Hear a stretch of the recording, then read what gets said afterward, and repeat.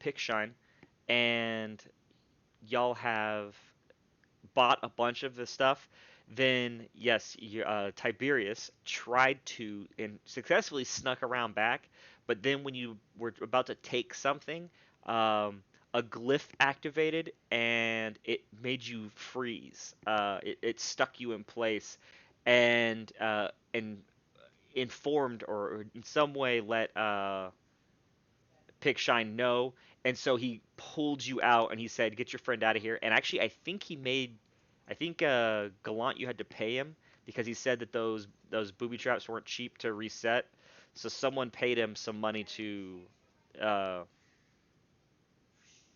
it was Danger that did it. Yeah. So Danger paid him to essentially to reset his trap, or whatever it was, the glyphy thing. Well, it did only last a little bit. Like I think it lasted about 10 minutes or something like that. So you have good night. I love you. So yeah, he smoothed that over. But he sold you all the stuff, and he's essentially like done with y'all messing with his stuff. He kicks you out. Once y'all have just barely gotten out, you hear a scream in this area. Recall, y'all are in this chamber that has um a little bit of water. There are little walkways that kind of go down to some other chambers where it seems like some things are being stored. And in this main area of the traders zone, uh, there are little uh, mushrooms that are made into stone. Like there are, I'm trying to remember what I said. Yeah, there's fungus that once grew here, but it all appears to have been turned into stone by some means. And so these little stone mushroom overhangs are being used as buildings and stuff like that by the traders and set up. Um, then you hear a scream, and all around you, deep gnomes, especially guards, all go to their weapons. And some guards draw their weapons, and they start. Everyone starts to kind of retreat out of their chamber as this scream is heard, and you notice a guard across about 15 feet away from you stumbles back, and then all of a sudden starts to rise up into the air. You notice a strange shimmer around him as he's floating up into the air, and you realize it is the surface of a translucent cube. He is.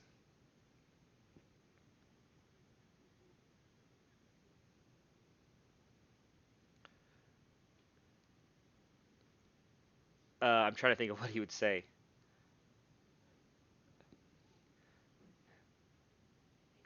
Is he eating friend?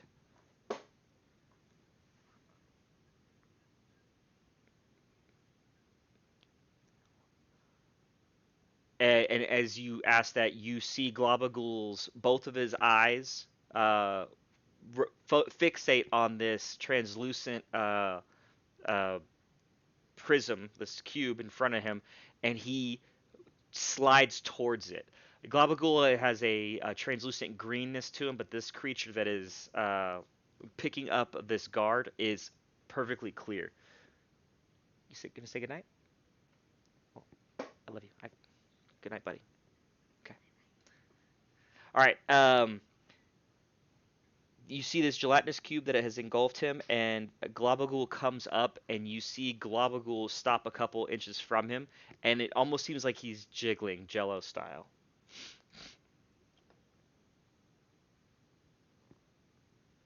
The cube does not reject the guard. It is still inside of him, and you see the guard starting to gasp.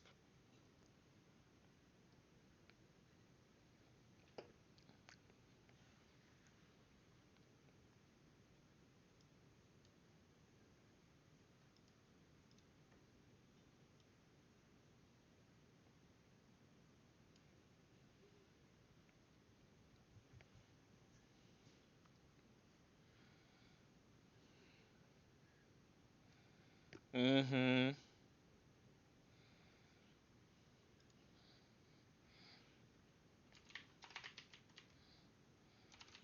Well, yeah, man, I gotta plan one of those again. I've had so much problems planning out the summer for Nico and float and all that other stuff. So I haven't really had time to try to like think of another time to do us our stuff. But I'm it's on my to do.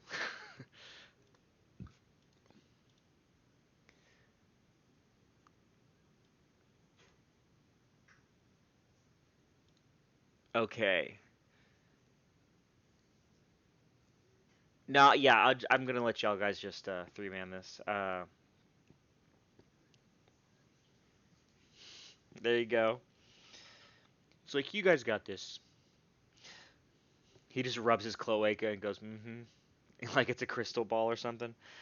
Uh, All right, so you have a gelatinous cube that has engulfed a guard. The rest of the people that have pulled weapons are not necessarily, they're not running to help. They're all kind of scared and backing off. This has happened on the north side of the building. You see about 50 feet behind where this guard was picked up a rubble uh, stack that's filled in a cavern hallway, and it appears that this gelatinous cube was stealthing due to its translucent nature and able to sneak up on the guard. Glabaghoul just barely starts to kind of slap Jello to Jello against the clear uh, gelatinous cube. What else? Uh, oh yeah, I can. I'm gonna roll for Glabaghoul, but who's first? Danger.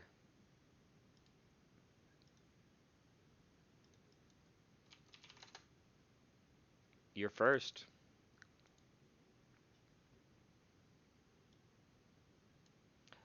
Glabaghoul, you can ask, but Glabaghoul is currently slapping at him with his.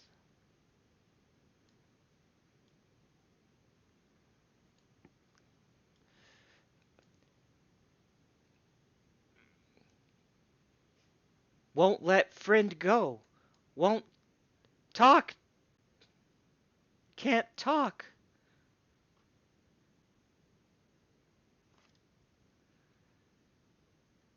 Won't listen.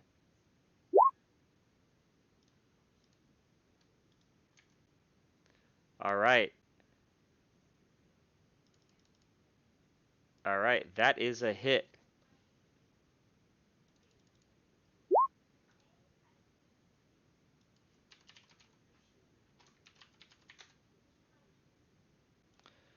You loose an arrow and you see it go and protrude almost all the way into the gelatin and stick there. It is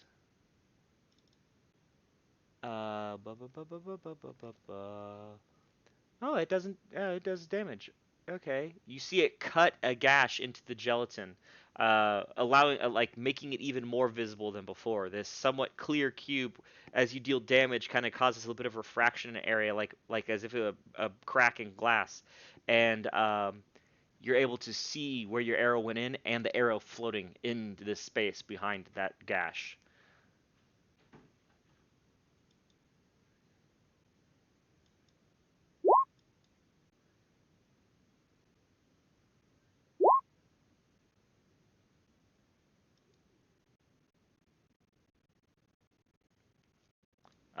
High low.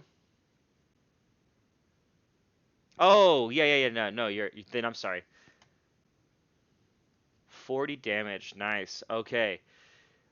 Uh, I'm an idiot. I never did the gelatinous cubes initiative, but it's not great. So yeah. Okay, Tiberius, you are next.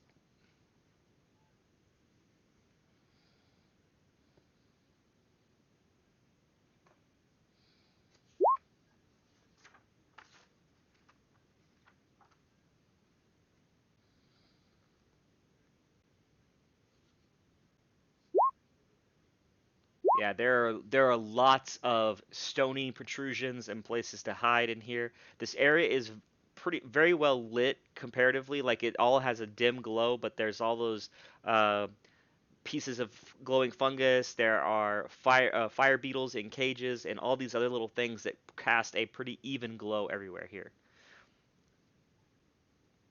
They're these glowing beetles. Y'all, yeah, to make a lantern. I don't know these little. You 15 does hit. And what's your total damage?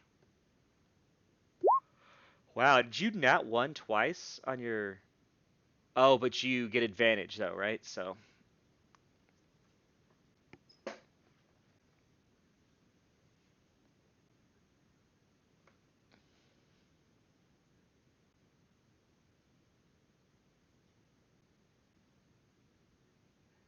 now, did you roll advantage because of the boots? Okay. Um, I need. We're gonna have to. That's supposed.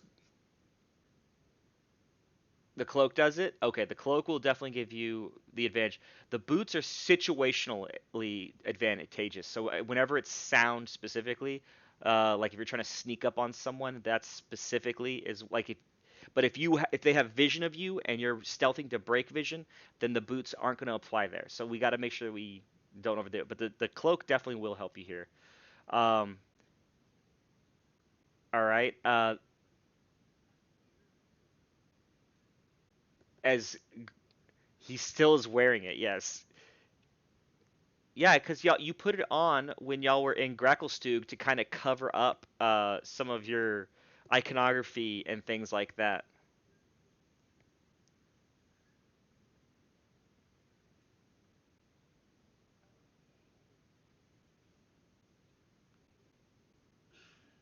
Yeah, he was clanking and making too much noise. So there were two of those special magical cloaks, and I guess Tiberius and Gallant have them. So Gallant, your bear pelt burned. I forget about that, but okay. Eh, that good. All right. So you threw daggers. And what was your total damage? 56. It is bloodied. All right. Uh, well, you already used your stealth. Are you gonna? Okay. Oh, okay. Okay. So yeah, you started your round using your bonus stealth, right? And then you did your action. Perfect. Gallant. Uh, you saw a flurry of daggers, but each one of the daggers, once they hit the gelatinous cube, disappear. Unlike Mark's arrow, which is now stuck inside of it. Um, and hold on, let me see what this does. Mark's arrow you see starting to deteriorate. The um, the head of the arrow is starting to turn black, and the wood is starting to crumble inside of the gelatinous cube. The daggers, however, disappear, leaving only their small incisions floating in the space in the air. Um, what do you?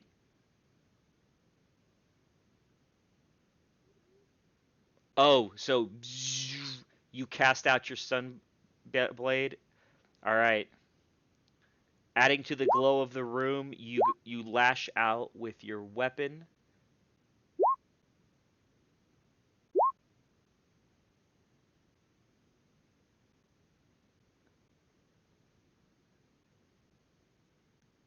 28 damage. Okay. As you cut into it, oh man, see, this is where I messed up. It has blind sight as well, so you shouldn't have been able to stealth. But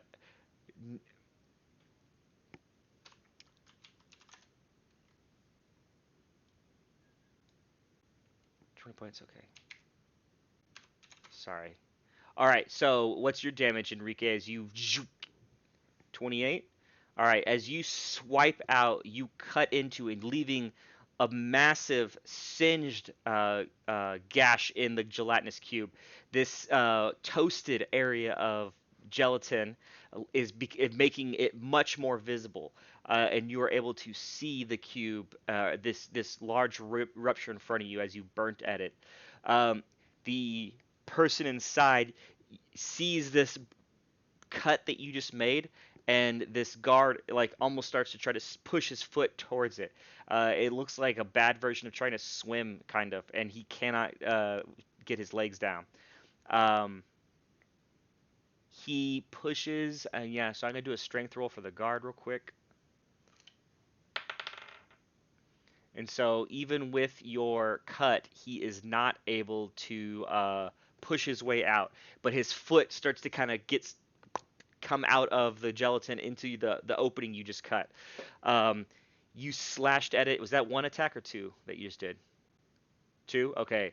And they both hit? Yeah. So you cut out this cheese wedged section of the gelatinous cube, charred on all sides, and the gelatinous cube starts to wobble a little bit with this.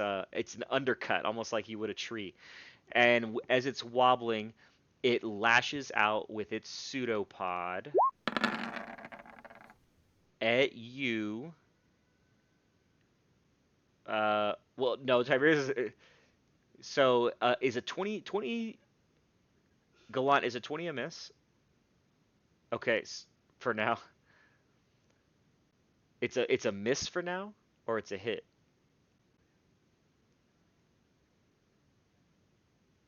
Ah, okay. So it will be. I get you. Okay, so this pseudopod comes at you, and you are able to dodge and put up your shield, and you see it slap and streak off of your shield.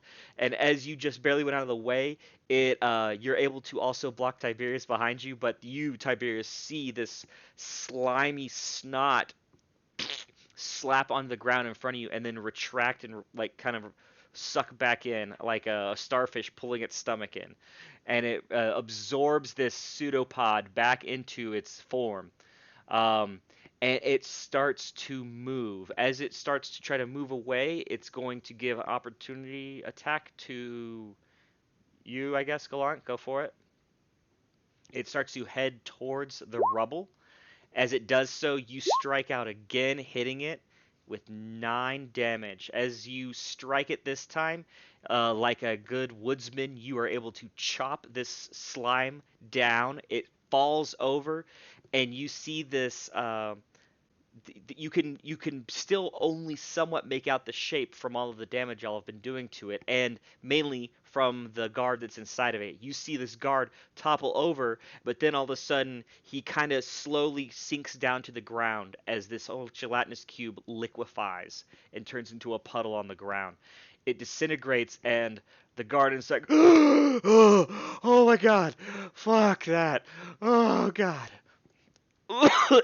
Thank you so much. As he starts to cough, you can't tell if it's mucus or remnants of the gelatinous cube that he's coughing out, having partially drowned in it.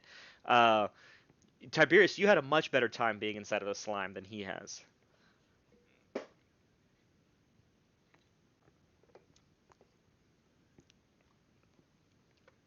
My name's Mev. Mev Flitnapper. Thank you so much.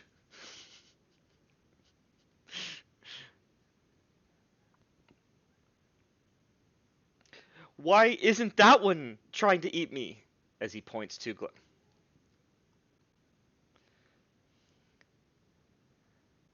well, well, I've not met. I've met far too many slimes in the last year, and not one of them has been amiable.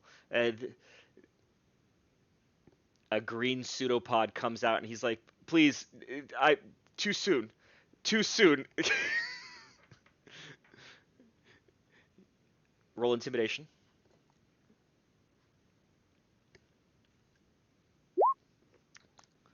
Uh, he starts to, like his hand starts to become a shake, and he goes, "Please, sir, no more today."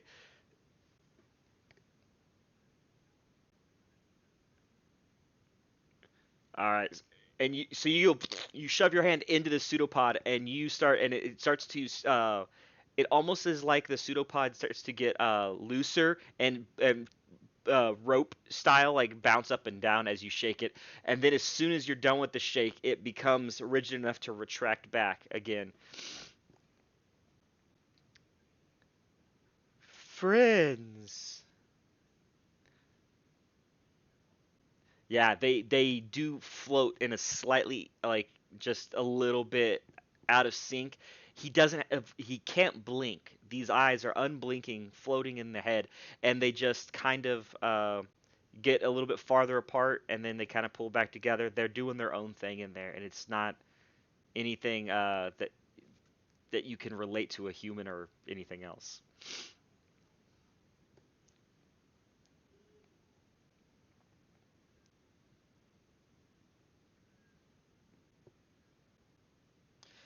The Diggermatox, well, yes, of course. That I they pay our wages, but I don't know if I'm going to be able to continue this work after today. Uh, uh, roll a persuasion.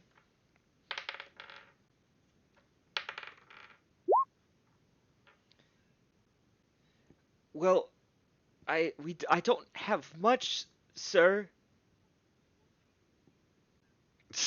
Yeah, I don't have much, sir, to give, but I do appreciate it. Is there any a favor or something I can offer in exchange for you saving my life?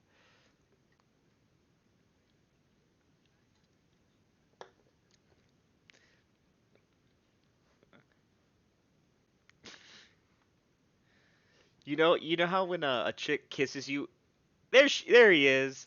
You know how a girl puts on lipstick and like you get the red marks? It's opposite because Mark is like red and like himself. So this deep gnome has a little bit of a rosy hue to her the next morning. Um, Mark, do you recall sleeping with the barmaid last night? Last game. Okay, you in real IRL. So Mev Flitnapper stands up and he starts sloughing off slime, and he says, "Yes, these attacks have become way too commonplace. I don't think I could continue this line of work."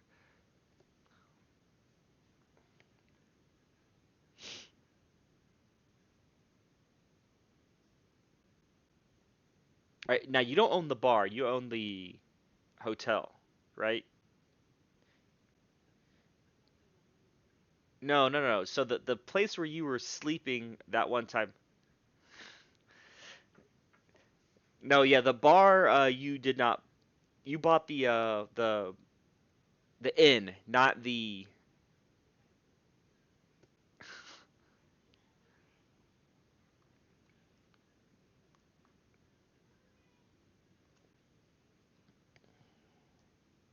Uh, Mev does like looks around and he doesn't know what to do, so he starts to kind of follow you because that is what you motion for.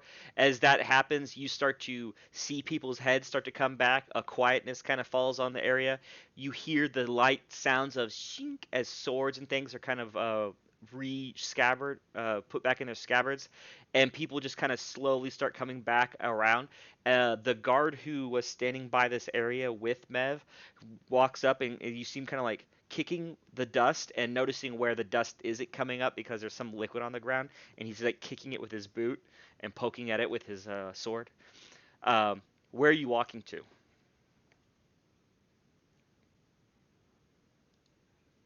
Okay, which is quite a ways down because y'all are up in the northeastern corner. The bar is literally on the southwest side.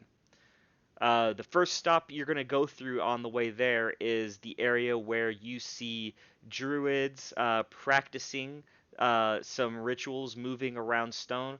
You see a cleric that's instructing and training, and in the same area is where that red stone building is in the middle of the room. As you are walking to the south with Mev in tow. Uh, and Glabagul as well. Mev is keeping his distance from Glabagul as best he can as y'all are walking through here.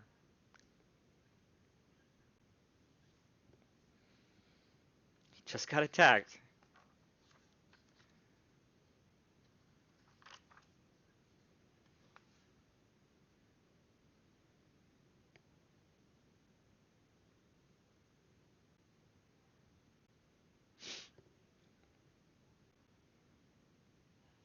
Y'all have not been to the Cave of Clouder yet. Y'all have asked about it, and y'all have been directed.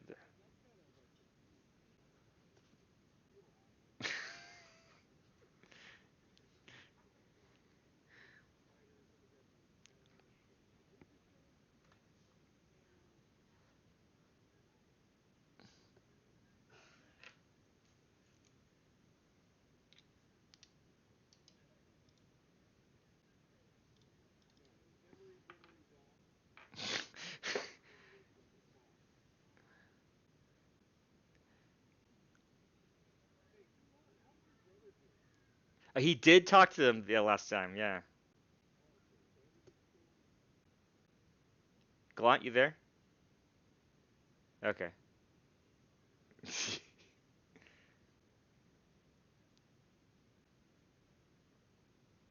Yeah, he said he could. He said he would be able to.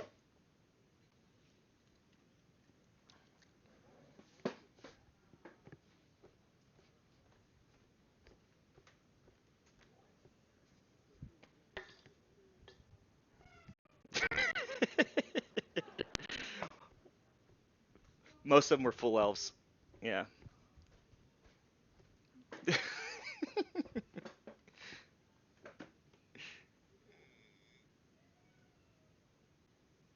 I could see. I could have understand.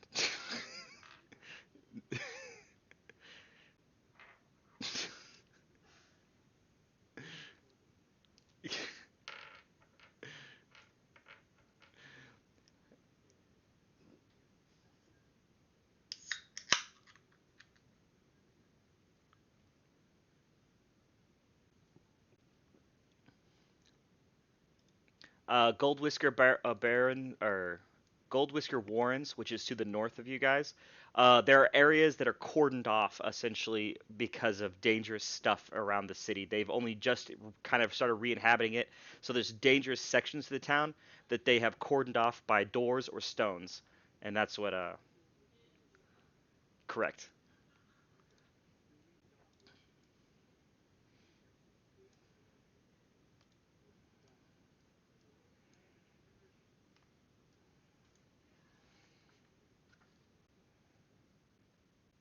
No, you talked to Digger Matux. They said that they would get you passage to the surface if you help them out a little bit. They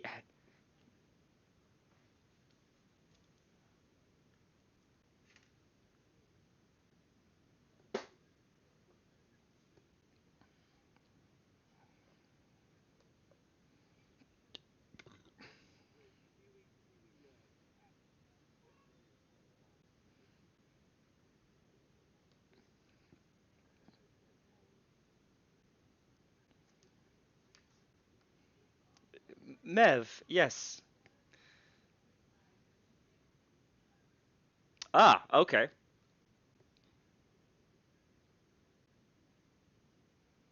Well, he is a deep gnome, so like the other deep gnomes, okay. He starts to take you to the south. You will head down. Let me unlock the little area. Ah, fuck! I gotta remember how to do this. Polygon reveal. Blah blah blah.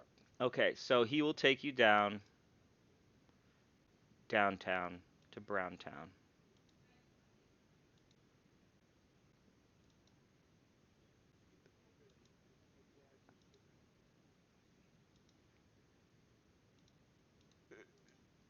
All right.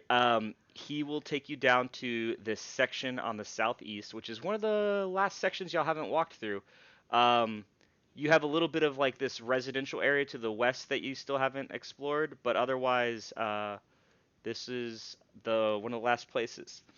As you start to approach it, you can already hear the noises that give it its name.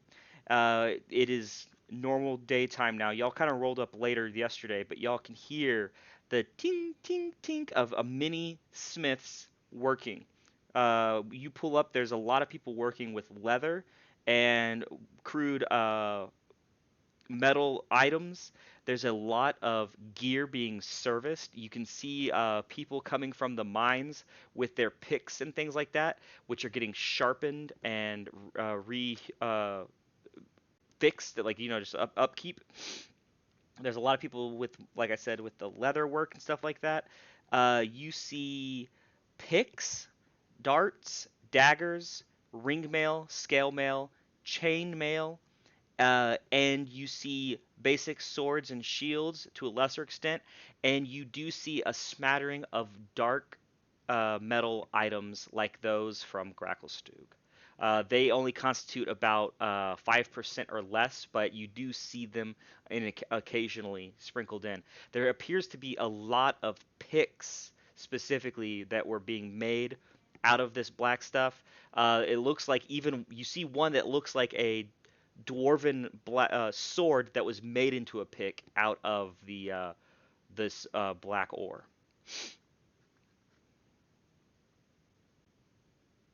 So now that you've walked into the caves of Clatter, you see this. You have this cacophony of noise, nowhere near as offensive as Gracklestug was on the senses, but regardless, this is a very industrial section of these caves.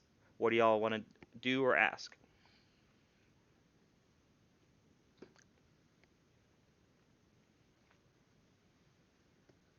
I assume you ask Mev, who's with you, and he'll say, "Yes, right over here. I know this nice lady who can likely help you. Her name's Brundal." Yes, and he takes you over to this extremely stout and wide, deep gnome. Um, he says, and he introduces you to her. "My name's Brundle Sturdybone. What do you need, sir?"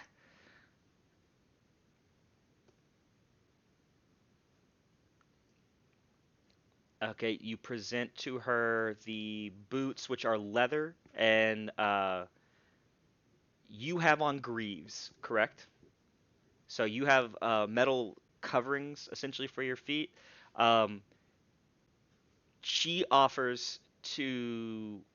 She's like, "Do you want to take your greaves off and have leather shoes in lieu of them? Better for the walk-ins, or what do you? What exactly are you needing done here?" Well, so I can make these kind of a liner with your greave covering the top. Is that what you're alluding to? Oh, okay, very nice. Yeah, and we can do this. When are you needing it? Next week? Oh, tomorrow I could do if I Ooh, that's gonna be tough. I'll have to move some of my current work out. And she points to her table, which just has a bunch of just broken things, and like they're all in a line, like she's an assembly line kind of setup. Um,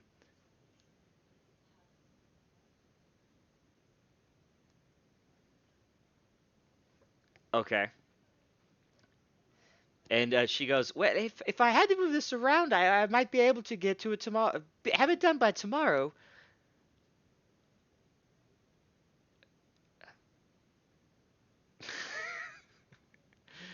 um, she unrolls the letter and looks at you, and she goes, "Oh shit! I barely read, but I know this name. What are the Diggerbatocks doing for you?"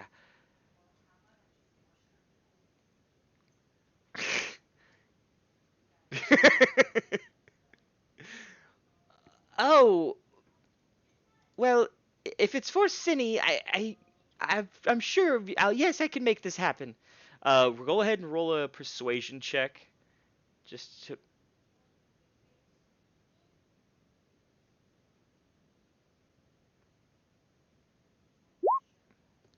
okay. Um, well, since it's only an adjustment, 5 gold. Is that? Do you think Cinny would be okay with that? Oh, oh, okay. Good. So this is in service of the Diggerbatocks. I can make this happen. But you have to wait till tomorrow. I'm starting on it right now. And she just pushes all this shit on the table that was nice and like orderly, and she just knocks it all on the ground, and pulls your. You're gonna be without greaves or boots for a little bit. Is that okay? You're barefoot in it, which isn't a huge problem unless you were to step into something, but mainly, yeah. So I'm not. It shouldn't even affect AC or anything like that. No, that's what I'm gonna roll. I'm gonna see what happens. She could fuck up. So, but Mev said if you trust Mev, Mev said she was good. And there you go.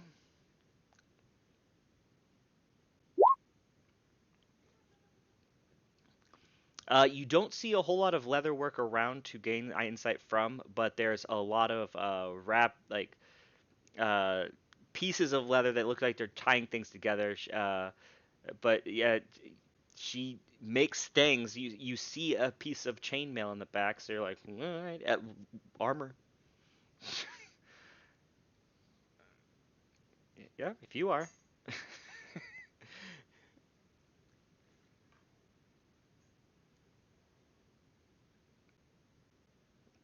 You absolutely you can see a couple.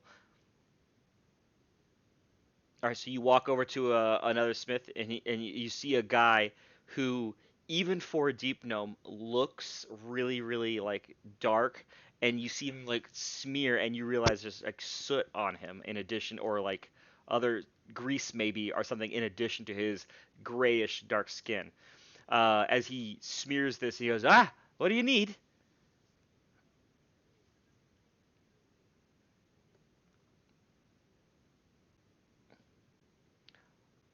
"Ah, you coming from Gracklestug, eh?"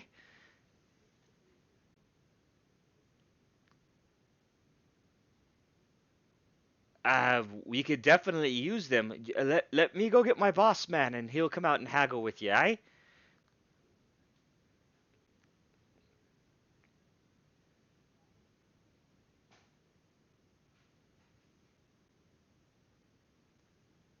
Oh, that's right. Was it a dark steel one as well? Do you recall?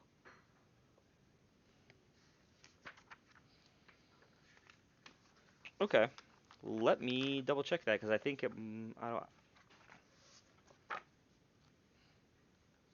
Ah, spider dagger. He'll go. Oh, we don't see much of that around here.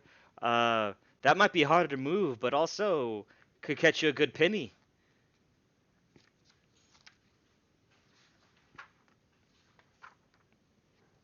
Ah, that is definitely something for my boss to do. Let me go grab him. He runs off and he grabs a larger deep gnome. This is a guy has like a big belly, and he has a nice leather belt on, like it looks like armor almost, like a wrestler belt. And he comes out with a little bit of a wobble because of his gut, and he goes, "What do we have?"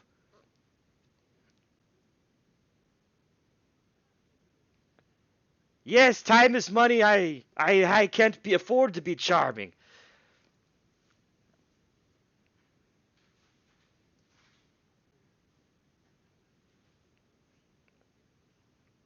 All right, so one was a sword, right? The black sword. Okay, perfect. Then that's he'll offer 70 gold. Black steel's good. It's very useful for us down here mining.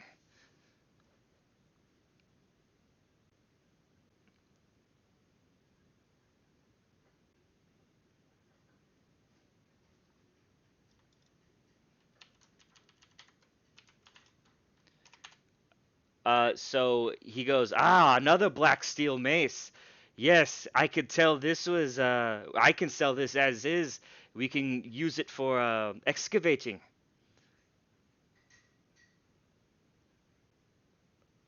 No, but the black steel is a very lucrative material for us down here. That mace alone is 10 gold. For that dagger, I'll up it to 15.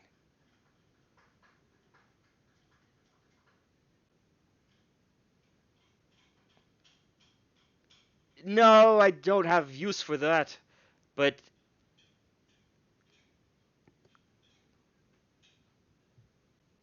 aye, it is.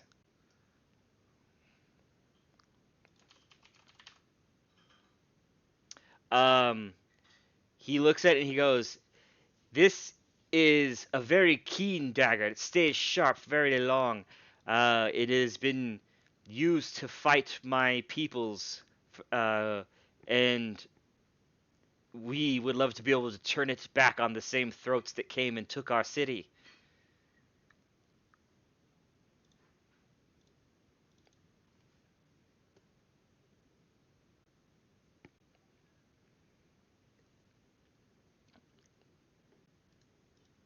It is a plus one. It is a plus one dagger.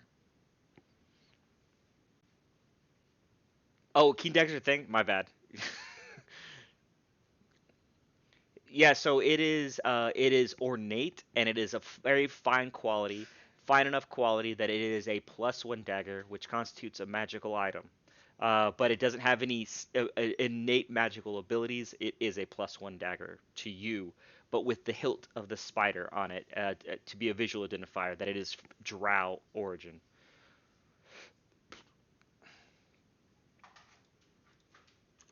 Are you selling the dagger or keeping it? Okay.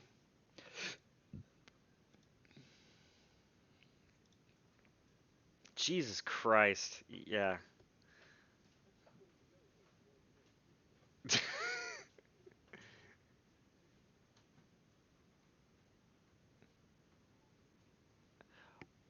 Like Beetlejuice. Like, well, yeah, you already have razors on your armor. Jesus, you kind of already do. The ears do help. Or you don't? Did you get rid of your necklace?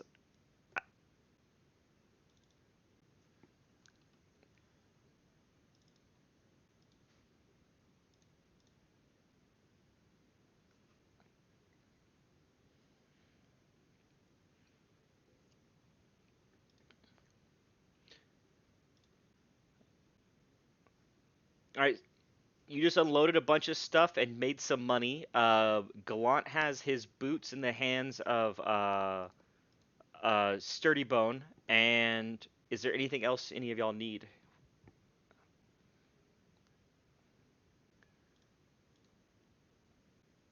Arrows. Uh, we and he pulls down a bunch of what look like arrowheads. He goes, "We make these darts."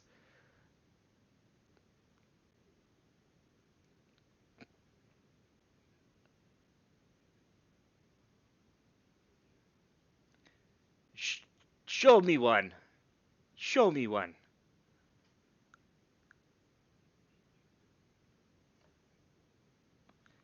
He goes, "We I can affix this dart to a zirkwood, but it won't be as strong or as thin as this material. Where do you find this kind of wood?" So the only wood that he's ever seen or known comes from fungal growth, and it's not as dense or uh, easily shaped as what you have. Uh, so,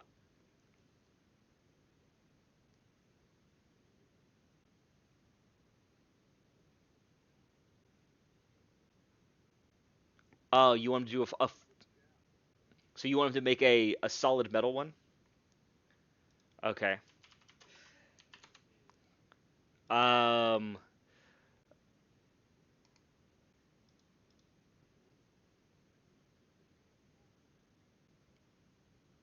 So I we could modify our darts to be more like your arrows. They definitely would weigh more. I'm sure it won't fly as far as yours, but they probably would be able to pack a better punch. Is this what you want? Okay. He will. How much do your travelers? Do they have the money like you have, little one? And he points to you, who is bigger than him, by height. Only because you're not fat like him. Uh, I'm sorry. You need to eat food. Well, sorry. The rest of your company is rotund like me, healthy. Yes.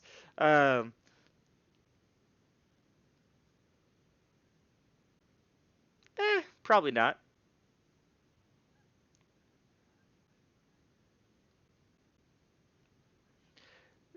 I forgot what he even said before that insult. What did he say? He said he'd do it. Oh, he says, "Do y'all have money?" That's what he said. Do you have money like your friend? I just paid. Well, if you have money, I can maybe tomorrow. I will have five.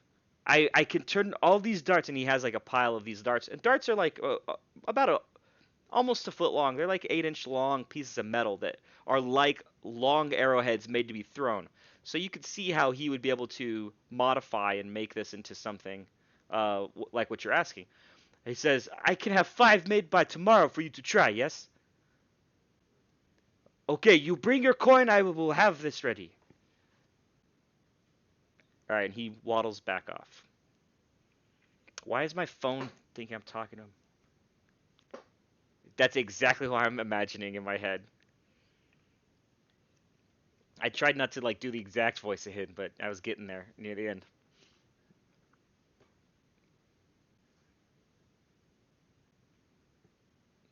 Ah, we like, and he reaches out to grab them. Do you resist or anything? You let him grab one to look at it. Okay. He goes, "You, this,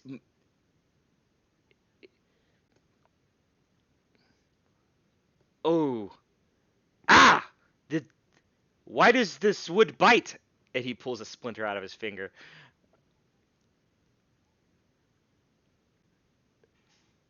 Well, this is this could be very good to be a handle on a mace that we make from this new black steel you just brought.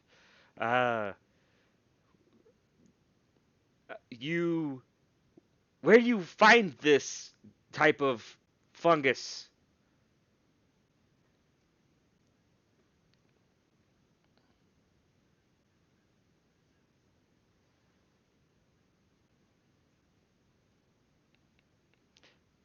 Um, Roll a persuasion unless you think of a better stat for haggling right now.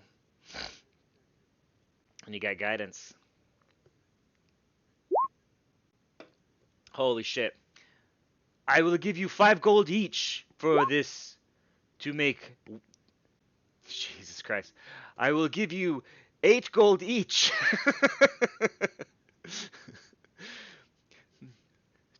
And it will become one of the best hammers we've ever made. Kill? No, this will take down stone at twice the rate of any man. All that they seem to like, they have some weaponry, but all the black steel stuff he's been talking about is for smashing stone.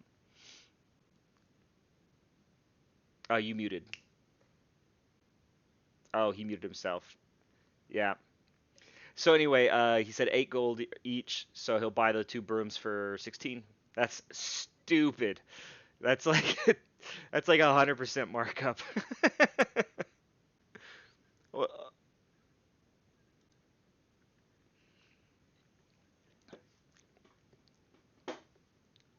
anything else you guys? Anyone else want to buy anything from this metal place? The place with metal.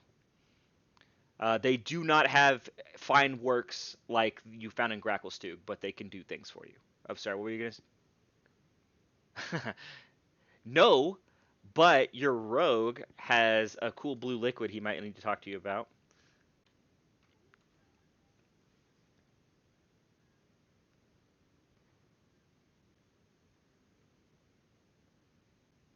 for an hour.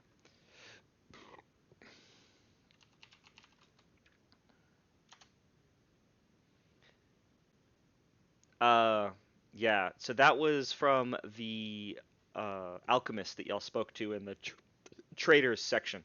This alchemist appeared to be like the big honcho in the traders area, and I don't Kazook Pickshine, very renowned in the area, and is was making all kinds of crazy shit. I know that you. Oh no, Mark. You gave him some of your crazy mushrooms, the mushrooms that make you go batshit, and he said he was gonna and he sold you some essentially some fun time chemicals, right? Oh, that's right. He sold you stuff and told you not to date rape with it, if I recall. Yeah. He sold him some chemicals and he said don't use it against people without their consent, because it's a drug. He gave him Mark. He sold Mark drugs. So, Seely, if you want to talk to me about anything, we can work out some sales or anything else you wanted to have done with that guy before you have guano. Okay, I thought you had been like saving up or something. Yeah, okay. Uh, th- Perfect.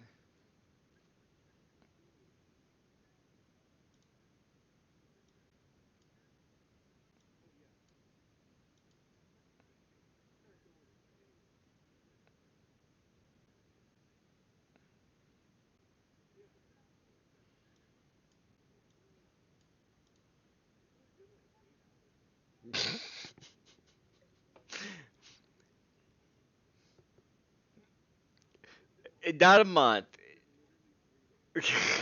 No, it's been a few longer than that, but yeah,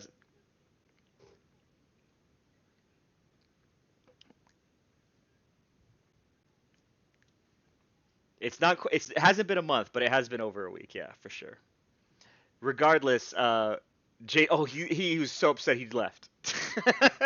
His camera just went off. Yeah, yeah, I got it. No, I need to RP something with that if he wants to embellish on it. But Seely's like, yeah, he's right here. He's my forever friend right there.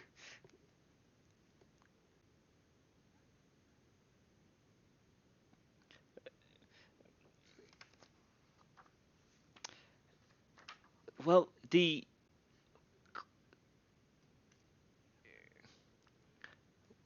well, it sounds like you need to go talk to the druids if you would like something made or done. Is that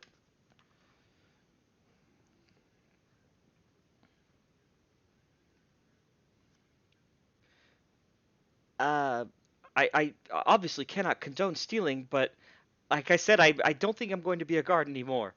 But I can introduce you to the Stoneheart Enclave that we walked past. Oh, okay.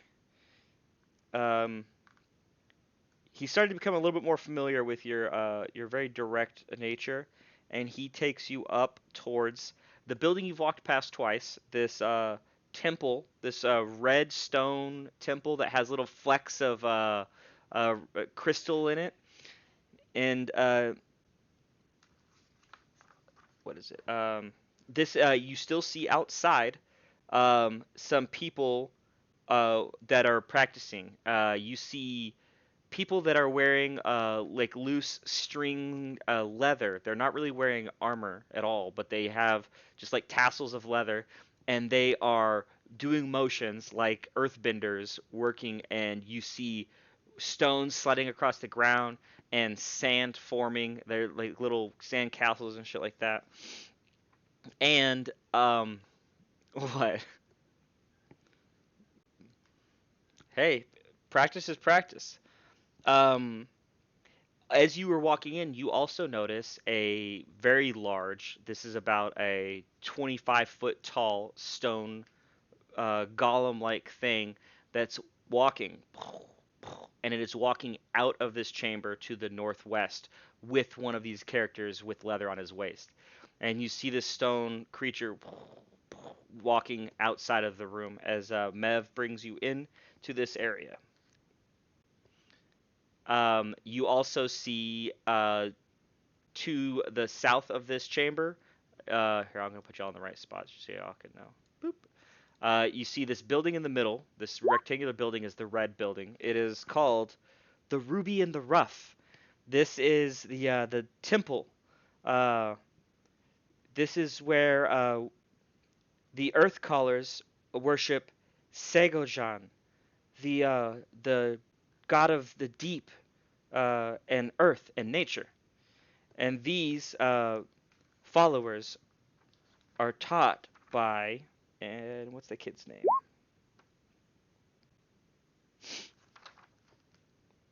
Oh, I gotta look my notes.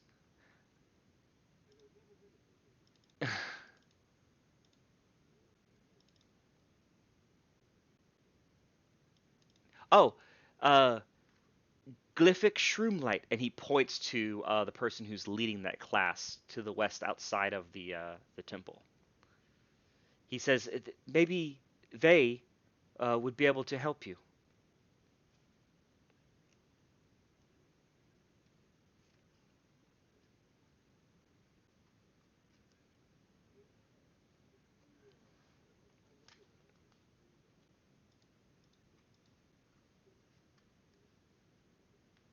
Is that a special language or something like that that you have? Oh, okay. Do you remember Druid? Can you give me what it's called? I just am not super familiar with it. I'm sorry.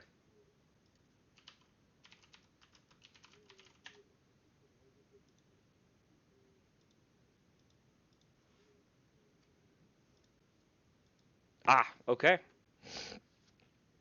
Um,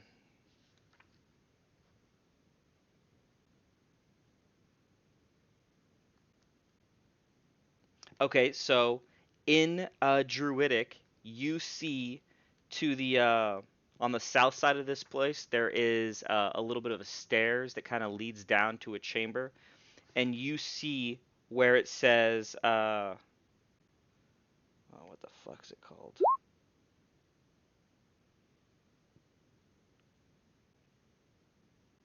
Um, Honored Dead. It just says in Druidic. To the south of you, there's like a little step that goes into a dark place. It's this area right here that you see on the south side, and you in Druidic can see where it says Honored Dead. Um, and Honored Dead, yes. And you can also see where it would say on the temple. Uh, you see a collection of shining like it's called a ruby in the rough, and there's little flecks of what are possibly ruby or red stone, and they don't start to they form this word that you will be able to see in Druidic, and it says Segojan on the temple at the top. What would look like just normal stone formations, you can see says the name of the deity. Uh,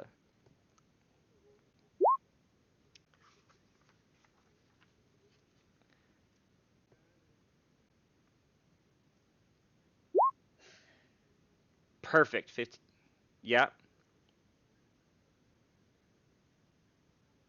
He said he took him down to the catacombs. Now you can. I mean, that's. um.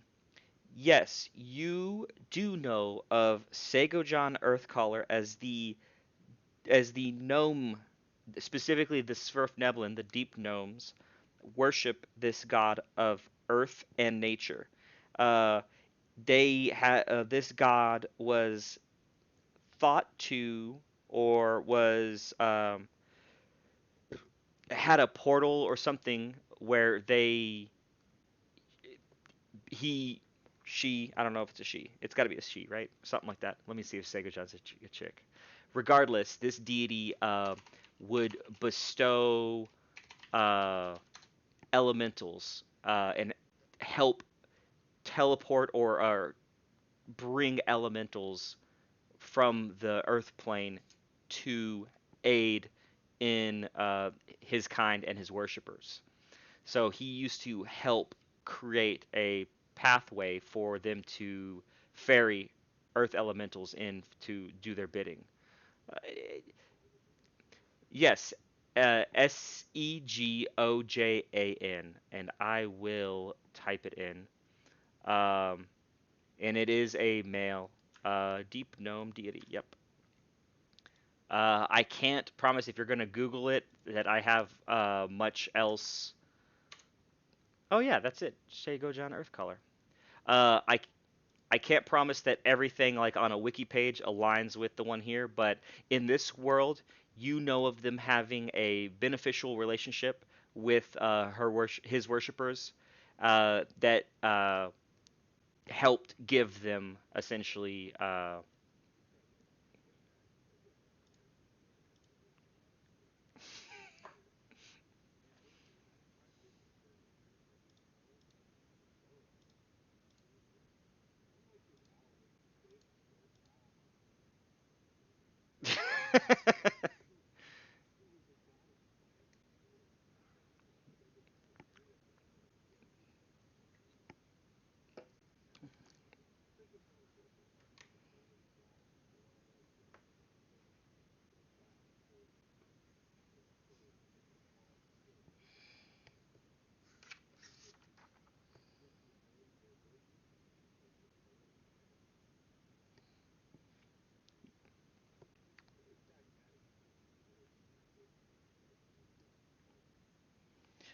Speaking of burrowing deities, something that you might not have heard last week, there are guards sitting on badgers, guarding one of the doors that y'all have passed that go to in this section right here. I'm gonna ping the map.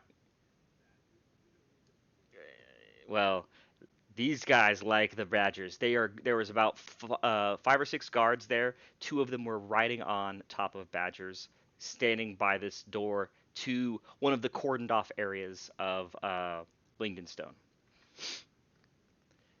But yeah, all of that aligns with this world. And I told you that little extra bit of story that is something that you, with a 15, would have heard stories of. Is that they were not quite gifted, but were allowed to receive elementals through praise of this deity.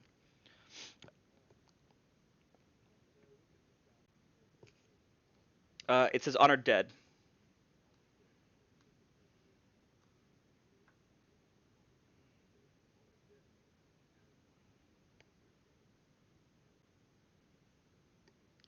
Tiberius would reply, "Hey Mark, are you sleeping?" So he would say, "Yeah, I gotta check on this stupid hand because I don't trust Jim Jar enough to have done it right."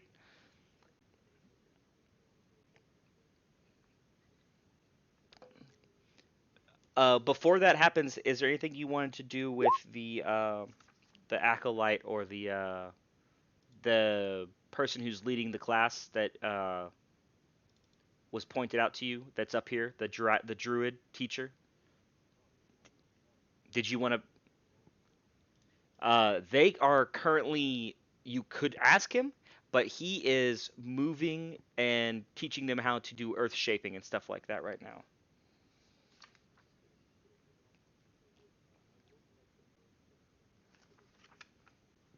Yeah.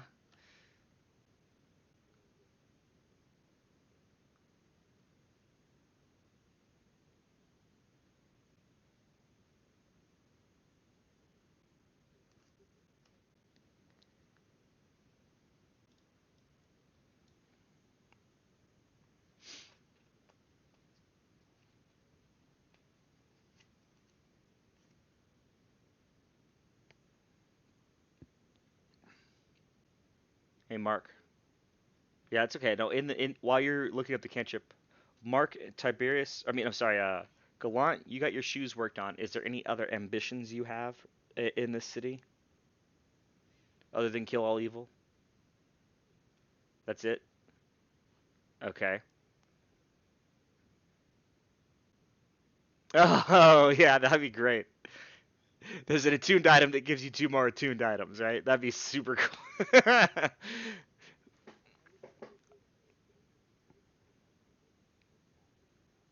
Mm-hmm.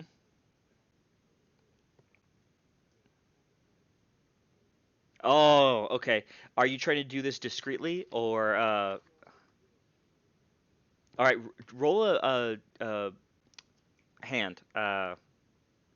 Sleight of hand. Just it's not gonna be a hard one, but just to kind of like, okay, perfect. You were able to perform this with a little bit of a flurry, but you hide it as an itch or like a little temple rub, so that it's not.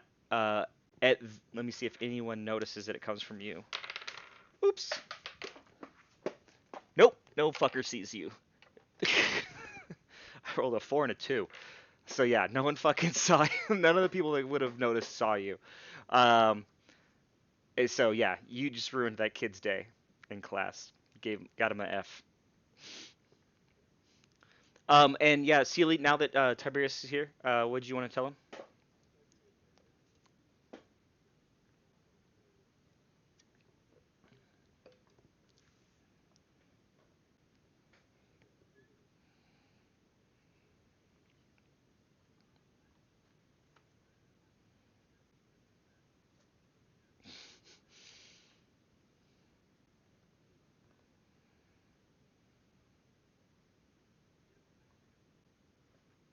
Yeah, uh, there are not doors to this area. It is what appears to be stairs. As you start to run over, you notice that this is one of the few spots y'all have gone to down here that doesn't have much lighting. Uh, there is just this really faint glow of a few candles, and you notice there's a large, and this is like over 100 yards long, area of little stone headstones, very small. Some of them have writing on them, but to my understanding, I don't think any of y'all have. Is it what do they know? Is it deep speak? I don't think in. Yeah. Oh, it's undercommon. I think isn't that right? Anyhow,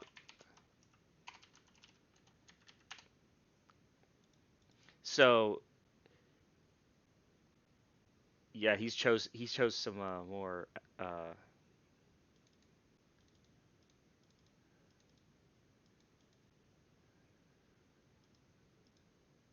is it just gnomish? No way.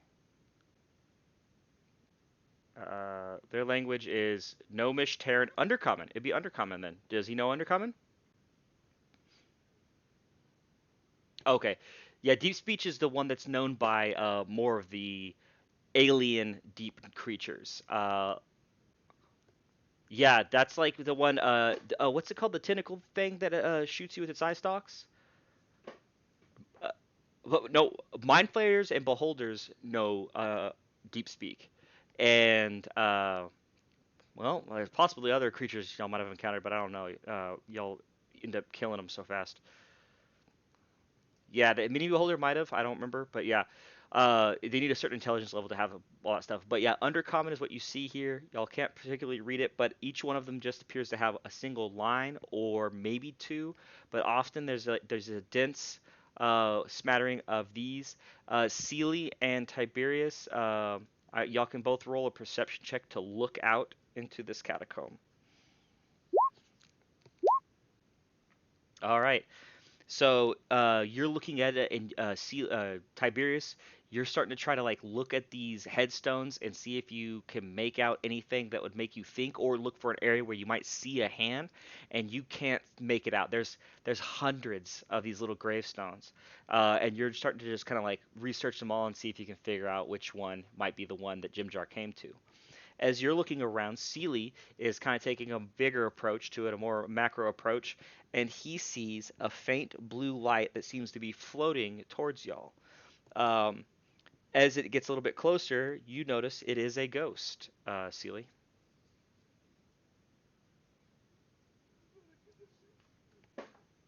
Abracadabra. Uh,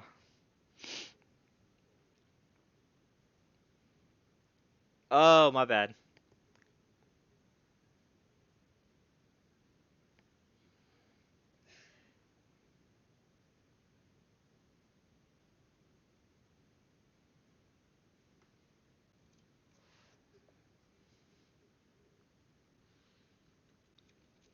The ghost appeared to be not looking at you directly, but coming towards you. And as you speak to it, it does have this apparitional head that kind of turns, and he continues to kind of float right up towards your side. and he says, "Hello, visitors. I am Burrow Warden Jodger. Who is it you care to see?"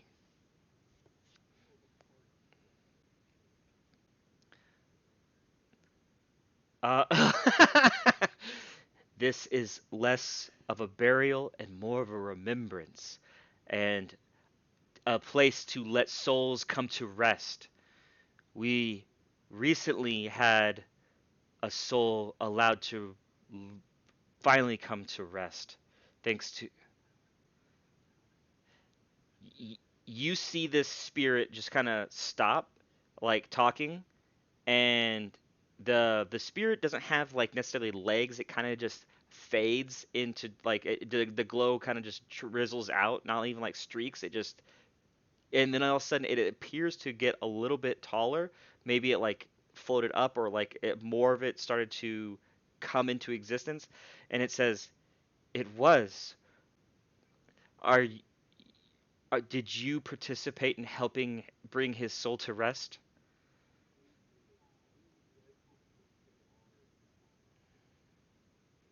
I I would gladly take you to his location. I had, and he starts to just float, and as he does, he just continues to talk. Um, I was recently allowed to bring a certain gnome here that brought a hand, and he said some travelers stumbled upon it in another city. Uh, they were nice enough to have him bring it here and bring a quiet to the souls that I hear yelling, calling. With this one silenced, it brings solace to me and the other souls. There are still many like it though, and he just stops and he turns and you can like you look at the row he's on, and about five headstones in you see a partially decaying hand laying in the soil, half buried kind of. Um,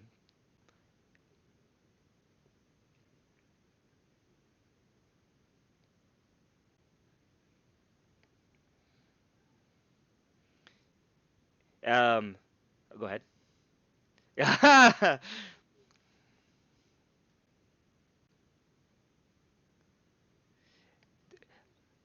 Actually, as you whispered this, the ghost says, "It was you.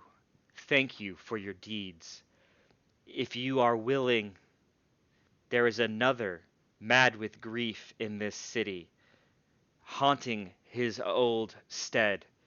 If you could bring a quieting to his soul as well, it would be greatly appreciated to me and the others who help bring the dead to their rightful location." I don't know what to do.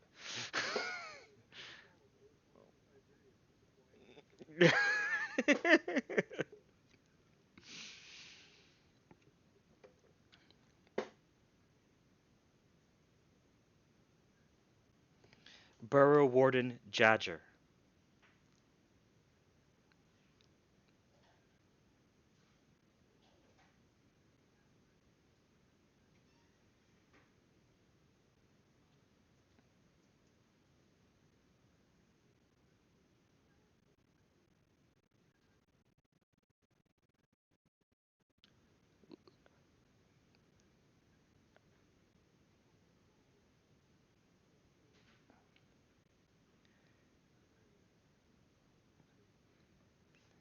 So a ghost talking to you is old hat now. Well, you as you do so, you kind of start to bring it down to where hair would be, and you just feel a slight chill in the air, but you can push through his image. And as you do so, it just has it's like a pocket of kind of chilly air as you start to mess with him, and he doesn't really react to you as he's still looking down the row where the Palak's hand is.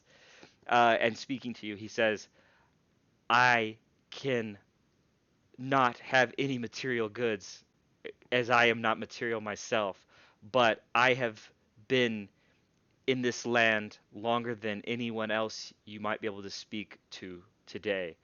I can give you my knowledge of this area, and I have considerable, albeit outdated, knowledge of the Underdark.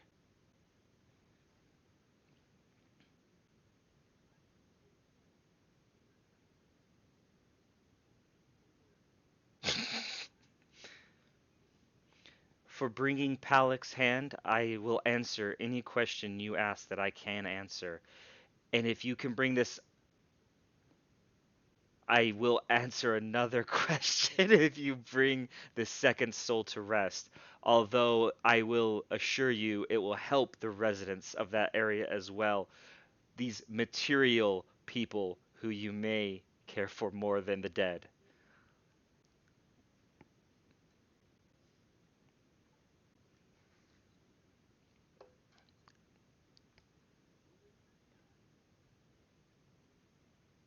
Uh,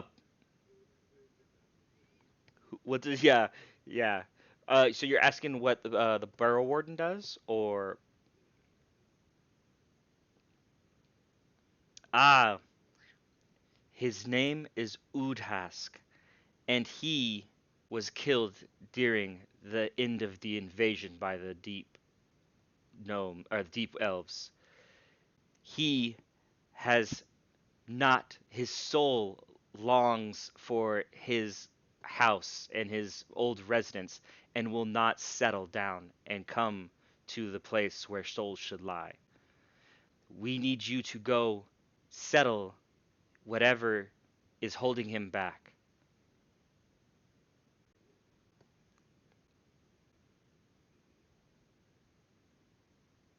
I know that the deep gnome died somewhere. Oh, wait, what the fuck? I'm mixing two things. Hold on, give me a second. Oh, he has two souls he's telling you about. My bad. Okay, so you have your. Okay, so you had Pelik. Let me retcon some shit I was talking about. There's Pelik, and there's two more souls in addition to Pelik. So I'm sorry. I thought there was two total. There's three total. So he's telling you about the one that's in its old house. It's to the west of here. The gnome is mad with grief, and it threatens anyone who tries to reside in his own house. The people in this that are coming back to Blingdenstone badly need residence, as it is short. It's hard to find a house. This is why you need to help clear it out. Soul the second,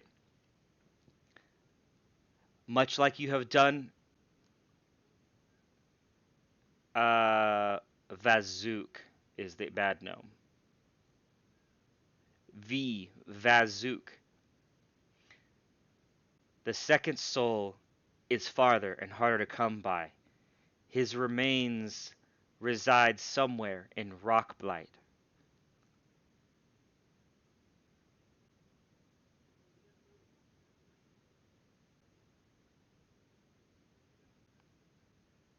Now, what is the question? Do you have a question, or do you want to come back later for the knowledge you seek?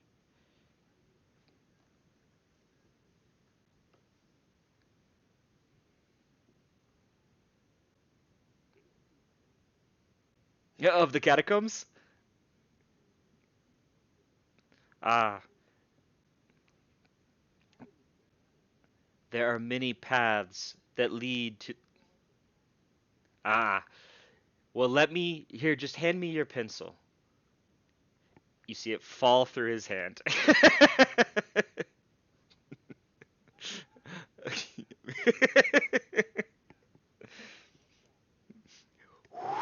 Your hand.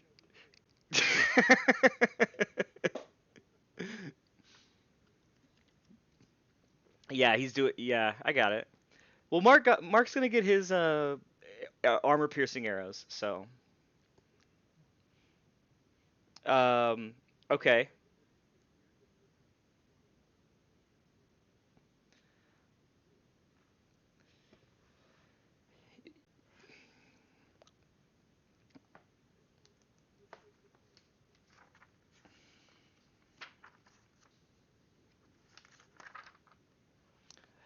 okay. That question is good enough. It's going to constitute one of the lore questions. Okay.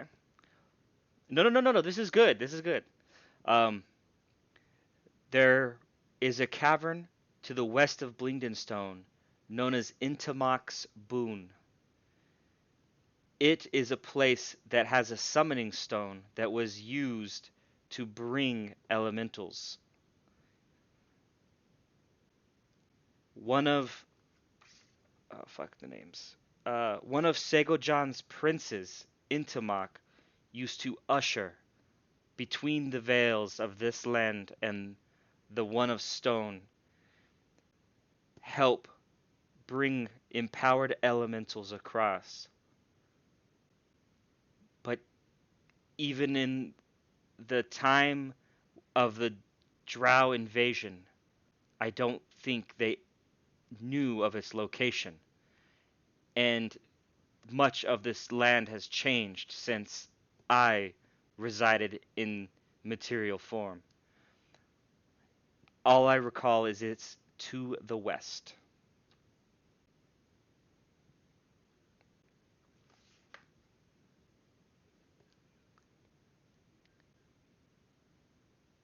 He says it was used to usher, uh, what are the specific words?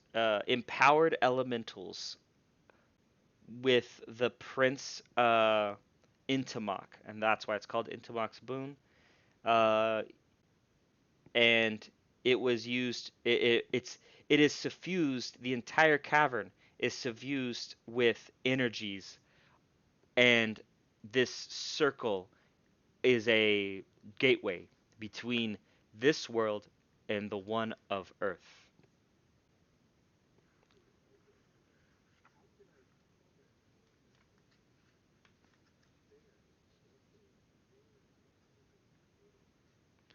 I am not a druid myself. I was a warrior, but I know where I just. But I know of Intamox Boon, and you got that lore dump. Yeah, Intamox Boon. Well, it unfortunately it has a freaking thing on the top of let me see if I can find Intamoc is also in the wikis. Prince of Earth Elemental. Okay, whatever. Uh, yeah, careful with wikis. They may not be applicable in a lot of ways. So just that's all. Intamox Boon is the area he spoke of. It's a cavern. It was a secret, and it was apparently such a good secret that when the people that lived here in the last generation, uh, after even those that were killed by the Drow, they did not know where it was, and they have been trying. They were trying to find it.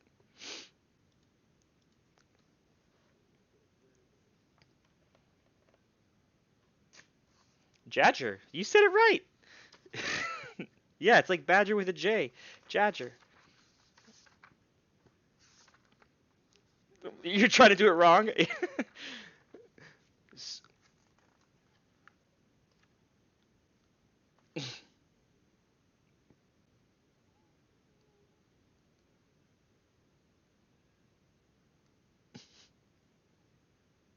All right, yeah, I'm not gonna make you roll a deception check on that, but that's getting close to.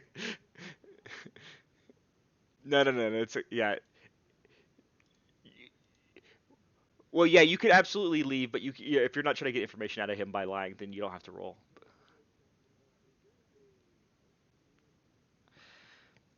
Um, I the in since the settlers have been coming back, a lot has changed, and I do not float to the surface often. I have heard there is a young cleric teaching the uh, the druids to defend this place. There, his name is Glyphic Shroomlight, but there is also the Earth Elemental Wrangler named Nomi Pathshutter. She teaches how to control the elementals, but She does not reside at the palace. I'm not sure where she trains. And then he has one more name to tell you then on that question. Last, there is the leader of the Stoneheart Enclave, Yantha Coaxrocks. She is the strongest of the magic wielders, but she splits her time between here and Montoldereth. That's why, in her stead, the young cleric teaches and is in charge of the ruby in the rough.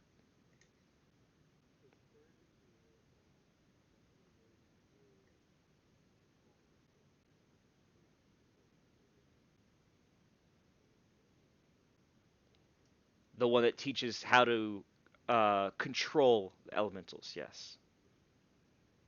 No, she's around. She might not be in the palace, but she's around the area, possibly teaching people. Um, there are many paths that lead to the surface, but all of them are hard to find, and most of them change frequently. I do not have a recent enough knowledge of the pathways to give you anything of use. You need to have a guide or speak. High five again. Oh, well, actually, this time you see his hand go, whoosh, and it wisps away into a little cloud, and he goes, too slow.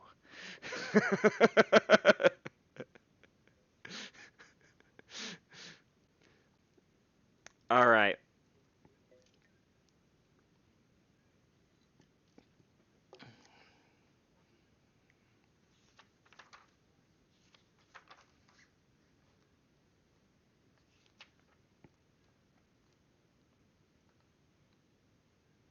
Well, y'all do, yeah, y'all have a day to wait until your gear is made in the Cavern of Clank.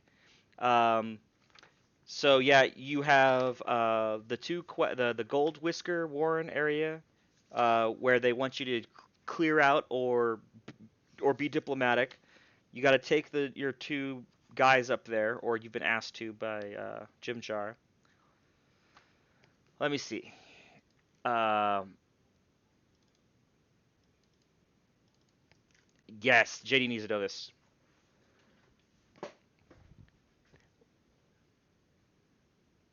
Well, tell him everything about what's going on with that, because yeah.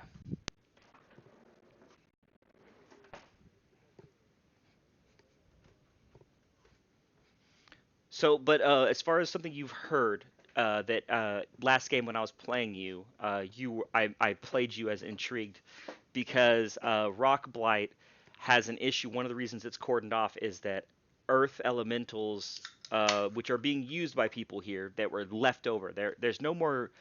They're not summoning them, but the ones that were left over were being used.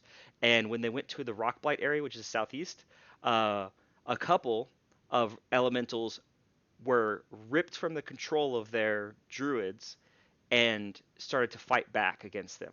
So there's something going on where, yeah,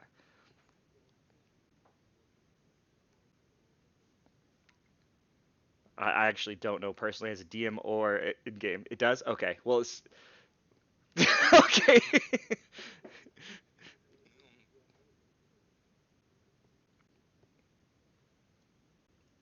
Is there a specific spell for ripping away control of an elemental?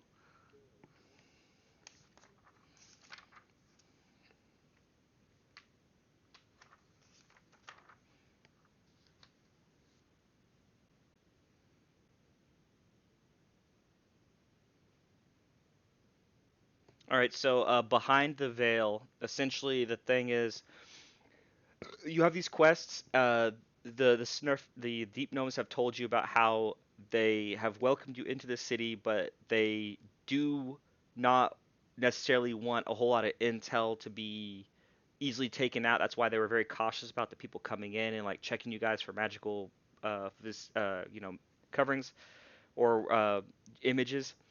But they will help you get to the back home, They need, or in this case, you need a oh my god, I just forgot the fucking word. You need to them to like you. What's it called?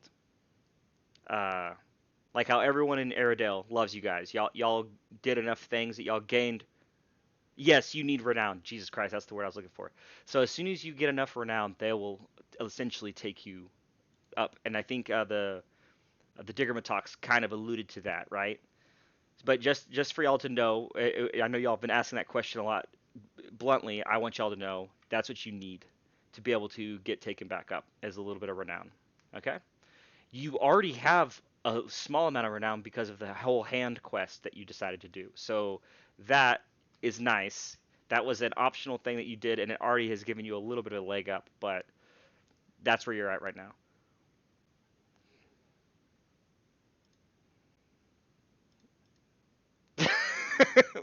Well, it's the key to getting up to the surface in one small part. Yeah, what's do you link something for me to read?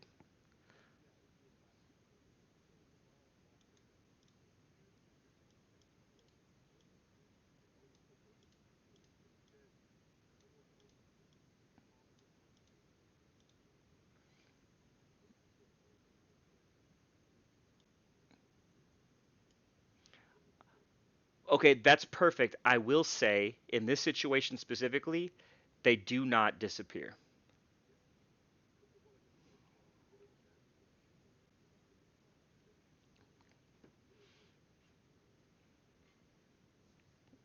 So that's perfect. You as a druid are able to detective this story so much better because you understand how the workings go. What they have chosen to do is cordon off the area and not take elementals over there at all because they're afraid of this concentration or whatever being broken. Yep. All right. Y'all can go talk to other things or do whatever you want now. So we have about 30 more. I mean, it's 9 o'clock. Are we gonna go to 10, or do you wanna?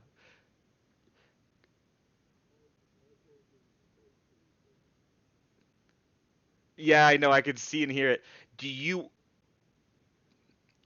do you want to come up in the order of operations? Yeah.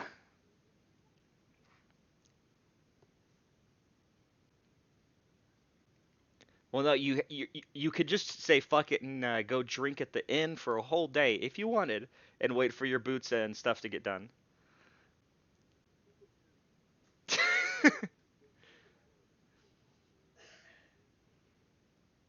So yeah.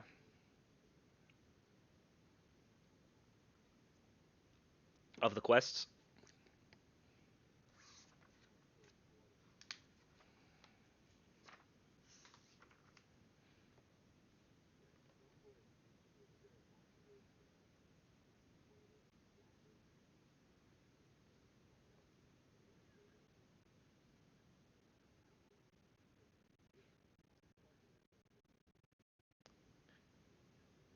Yeah, so the door to Rockblight is the one that y'all saw guarded by the two guards that were on. Two of them were sitting on top of badgers, and there was like a couple guards, and it was like the semi-ornate door. Like it looked like it used to be there, and then they had barricaded it. So that is the right here. It's right south of you guys. That is the main door to Rockblight. If y'all want to head to that, and we could pick up there tomorrow or next week, that's fine.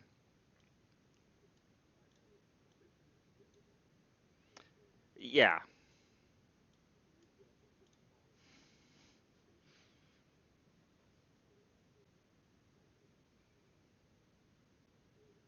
they are. Yes.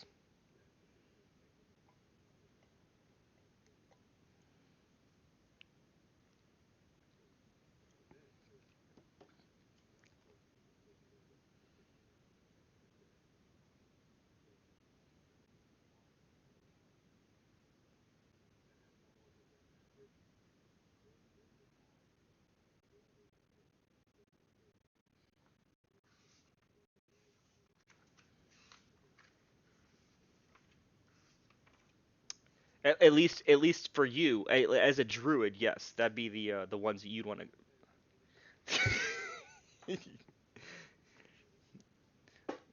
Yep, that's pretty accurate. y'all have seen, so like everyone y'all have talked to has said no, we don't make magic items. That's not an economy that's really important here. The only magic items you've seen in the city are the ones, or I guess it could be spells, being used by some of the guards when they would hold up their hand and do something. And then you've of course got hit by a booby trap, which is some kind of magic item. So there's that small economy, but otherwise, the items y'all have been asking for are just not that common here. This is way too much of a utilitarian paradise, or it's a commune, right? That y'all are in. So very what's required as communism dictates. What's required is what gets made. um, but yeah, yeah, rock blight I will prepare for next week. Anything else? All right.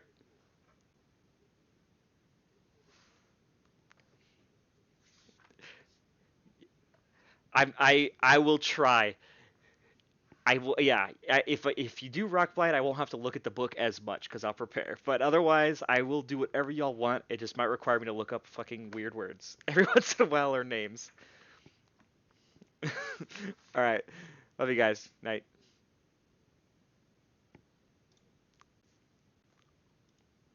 Oh, sorry. What's up?